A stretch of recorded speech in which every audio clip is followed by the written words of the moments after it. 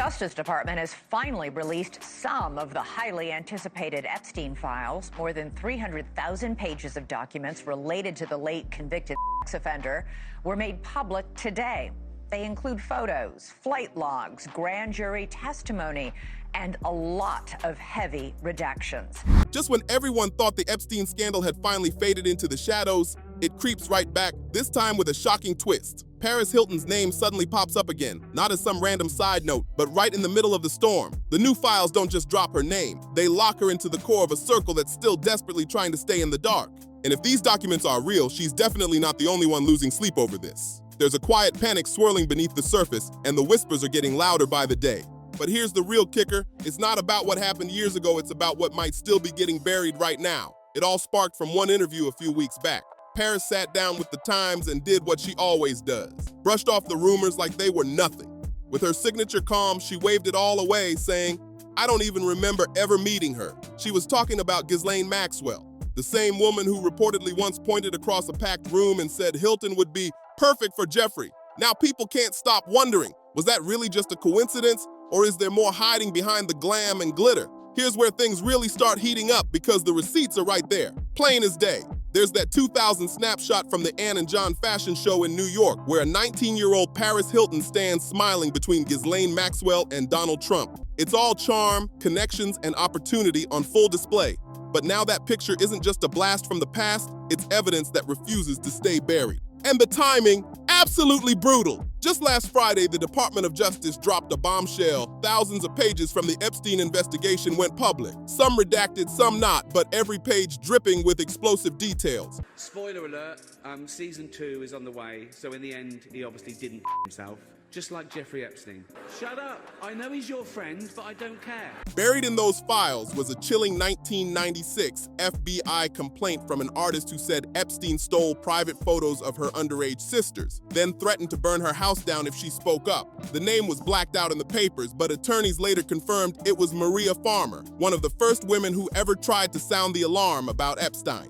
That single document screams one truth: the system already knew. And if the system knew back in 1996, who else sat in those rooms while the warnings got pushed aside?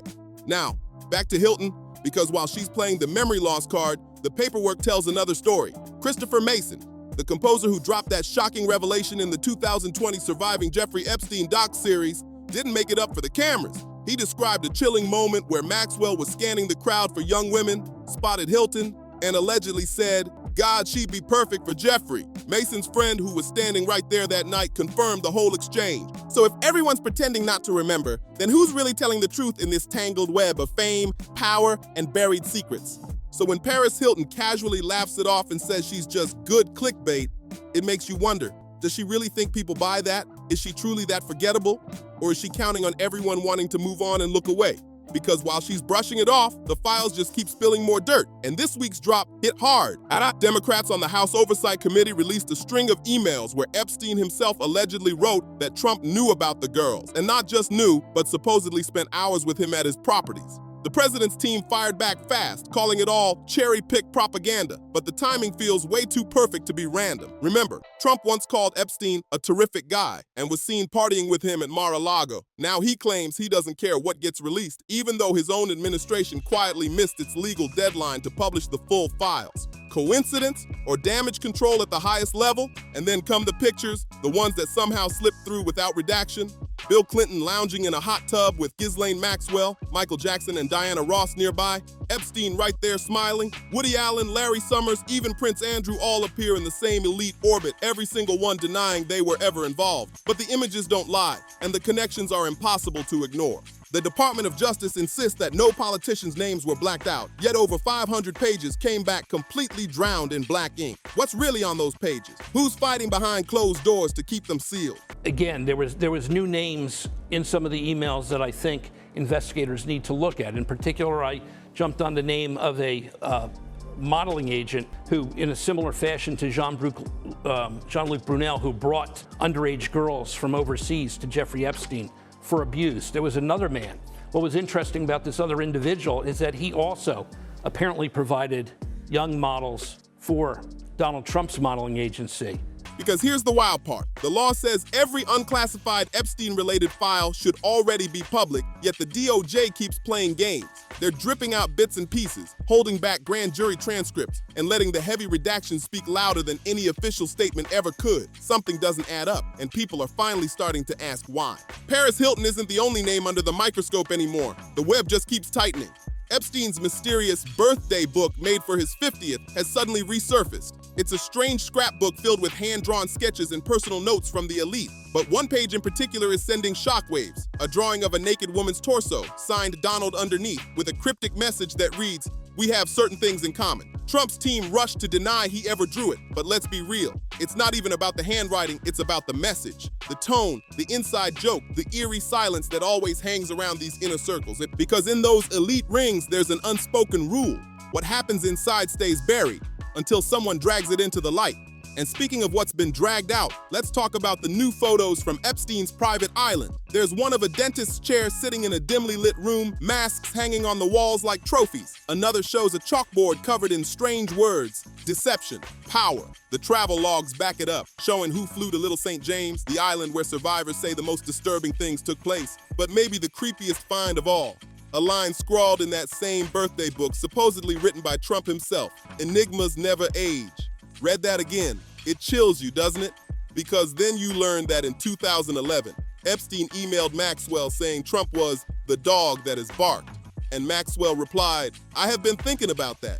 What were they talking about?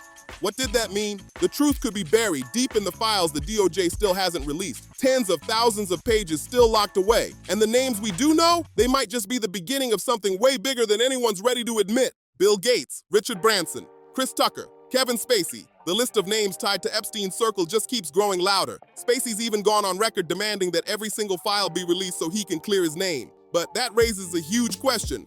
What does he think is in there? And what about Paris Hilton? Because if you've got a photo standing next to Maxwell and Trump back in 2000, then spend the next 25 years saying you don't remember, people are bound to question it. Let's be real. The only thing that makes sense is that they do remember, and the truth might be worse than pretending to forget. And then comes the part that twists your stomach, the Lolita connection. Not the novel itself, though Epstein allegedly kept a first edition sitting in his office like some dark trophy. What really shocks are the photos that surfaced. Quotes from Lolita written across a woman's body, like he was trying to turn literature into something sinister. The man who was accused of trafficking victims had headlines about exploitation literally inked onto skin. It's the kind of thing that exposes just how twisted that world really was. But this isn't only about secret behavior behind mansion doors, it's about an entire system, a network built on one rule: power protects power. And for years, the rest of the world was expected to stay quiet, to not ask questions. But now, the silence is breaking because these files aren't old history. They're still active right now. Congress is locked in a tug-of-war with the DOJ, fighting to uncover what's still being hidden in those sealed pages. Something's still being protected, and people want to know who. Right now, survivors like Maria Farmer are staring at files that prove the FBI had their stories decades ago and still chose silence. Can you imagine that pain? Decades of being ignored, only to see the proof finally surface in black and white. And right now, Paris Hilton is watching her picture-perfect image start to crack. One photo, one composer's words, and suddenly her carefully polished world isn't so shiny anymore. Somewhere in those blacked out pages sit the names no one's spoken yet, names of people who were sure they'd never be exposed. So when Hilton says she doesn't remember, what she's really saying is she doesn't want to. And when Trump brushes it off as a hoax, he's basically saying, don't look too close. But it's too late for that now. Because the files are out, the photos are out, the emails are out, and every new detail makes it harder to deny that Epstein's empire of secrets is finally collapsing in the spotlight. One thing's become crystal clear: the truth never stays buried forever. It doesn't vanish, it just waits, simmering beneath the surface until the timing is right. And this, right now, is that moment. Because the next release isn't just on the way, it's already here. And if the last round of files shook the foundation, the batch we haven't seen yet might just bring the whole house crashing down, for everyone still hiding inside. The deeper we dive into these files, the truth hits harder. Epstein's world wasn't just random parties and isolated scandals, it was a system. And like every system, it had rules. The biggest one, silence wasn't just golden, it was currency. That's how this entire network survived for so long. We've all seen the photos, the forced smiles at charity events, the champagne toasts, the awkward grins caught on camera. But the real story hides in the ledgers.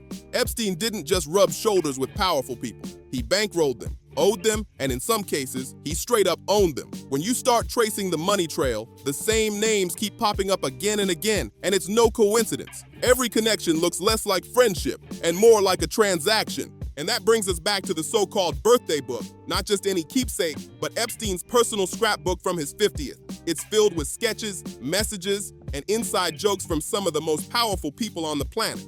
We've already talked about the bizarre Trump drawing, but here's the part that's getting overlooked: the other signatures, the other notes. One entry stands out, a short, casual message from Bill Clinton. Looks harmless at first glance, sure, but why is it even there? Clinton's team has always claimed his link to Epstein was minimal. I want to know how Epstein made the money that he did. I want to know what the transactions are he was involved in. And that should all be something that the Treasury Department, the FBI can get access to, because in the meantime, what we're left with is Ghislaine Maxwell effectively downplaying this whole thing. Yeah, he was a he hid it from everybody. Nobody else was involved. There's no proof of anything else. There's no blackmail. There's no foreign intelligence tie. Purely circumstantial, yet somehow his words are sitting right there in Epstein's private collection, surrounded by strange artwork and cryptic scribbles that make you question what kind of exchanges were really happening in those elite circles. Something about that book feels less like a souvenir and more like a map of who owed who. And then there's the check. Maybe it was just a prop for show, but this photo says a lot. It captures Epstein handing over $22,500 to Trump, signed with a bold flourish, the caption underneath reading, "Early talents with money plus women." That's not just a punchline. That's a statement, almost like a brag. It reads more like a resume of indulgence than a joke, and it paints a picture of just how deep those ties may have gone. But the financial web doesn't end there. It stretches across borders and industries. The newly unsealed files include flight logs and not just a few pages, hundreds. These records don't only detail Epstein's private flights to his infamous island, they reveal who was joining him, and many of the same names appear over and over. Clinton's there again, so are Kevin Spacey and Chris Tucker. But what's most revealing are the other names, the ones that never made headlines. The people who've stayed silent all this time because their names were safely buried under redactions or lost in the chaos. We're talking about former CEOs, powerful media bosses, and tech billionaires who built their legacies on the illusion of being untouchable. The logs don't just hint, they connect. And those connections form patterns that no one can write off as coincidence. Then come the emails, not the ones we've already dissected, but the ones that have yet to explode publicly. The ones that show Epstein wasn't just gossiping about powerful men, he was doing business with them. One chilling 2011 exchange with a sitting governor shows Epstein casually referencing the usual arrangements for an upcoming trip to the island. No details, no specifics, just a quiet implication. And the governor's reply, "We'll make sure it's discreet." That single sentence says everything. They all knew exactly what was going on, and they all made sure it stayed hidden. We're talking about the guest ledgers, the real smoking gun. These aren't just attendance lists, they're diaries of who showed up, how often, and exactly when. They name politicians, celebrities, and a few unexpected faces that'll make your jaw hit the floor. People who've built their entire reputations preaching morality, defending women's rights, or posing as society's role models. But these ledgers tell a very different story. When you line up those guest logs with the flight records, the pattern becomes impossible to ignore. It's not just questionable, it's damning. The same names appear again and again, tied to the same dates, the same trips, the same events. There's no escaping the overlap. It paints a picture that's too sharp to explain away. But maybe the most chilling part isn't even what we can see. It's what we can't. The gaps, the blank spaces scream louder than the evidence itself. Like the 119-page grand jury transcript that's not just redacted, it's completely erased. Or the 255-page block of text where every single word is drowned in black ink. The Department of Justice says those redactions are there to protect victims. But come on, when hundreds of pages are totally blacked out, someone powerful is definitely sweating over what's hidden underneath. It's not just about shielding survivors, it's about shielding reputation. And when even senators like Chuck Schumer are calling this level of secrecy a violation of transparency, you know something's seriously off. This isn't just about privacy, it's about protection, the kind that keeps the powerful safe while the truth stays locked away in the dark. And here's where it gets even more unsettling. The question nobody wants to ask. Who's still in Epstein's orbit today? Because this story isn't frozen in the past. The files make it painfully clear that even as late as 2019, after Epstein's arrest, after the outrage, after the headlines, some people were still keeping in touch with his circle. There's mention of a sitting congressman whose name shows up in a 2019 email chain casually talking about damage control for mutual friends. Then there's a media executive who, according to the visitor logs, dropped by Epstein's New York mansion not once, but 3 times in the final months before his death. These aren't old ghosts from a closed chapter. These are active connections. And if they were still communicating after everything came out, what else are they still trying to bury? But it doesn't stop there. The files also reveal just how easy it was for the system to look the other way.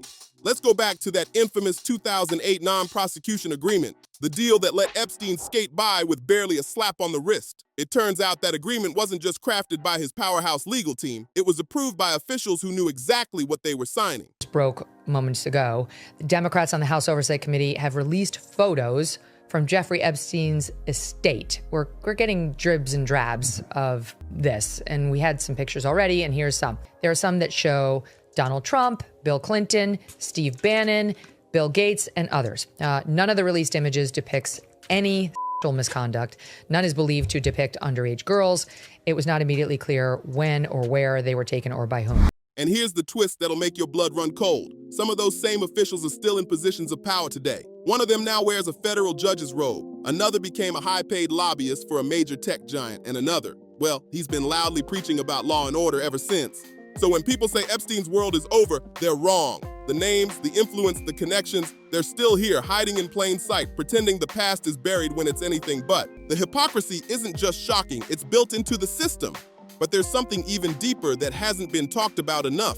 The culture that allowed this entire nightmare to exist in the first place. Epstein didn't pull this off alone. He thrived in a world where power excused everything, where the right handshake, the right donation, or the right favor could make ugly truths disappear overnight. And here's the haunting part. That world never went away. You can still feel it in the silence around certain names, the ones no one dares mention in polite company. You can see it in how some careers never take a hit no matter what evidence surfaces. It's in the way society moves on to the next big scandal just because the 24-hour news cycle says it's time to forget. Which brings us back to Paris Hilton, because her story isn't just about one photograph or one alleged encounter. It's a reflection of how easily someone can get pulled into that glittering, dangerous circle. And once you're inside, it's nearly impossible to get out. Hilton isn't just a celebrity name in a scandal, she's a case study in how the system really works. First you get invited, then you get flattered. Soon you become useful. And when the spotlight turns too hot, you go silent because speaking up comes with consequences that most people couldn't handle.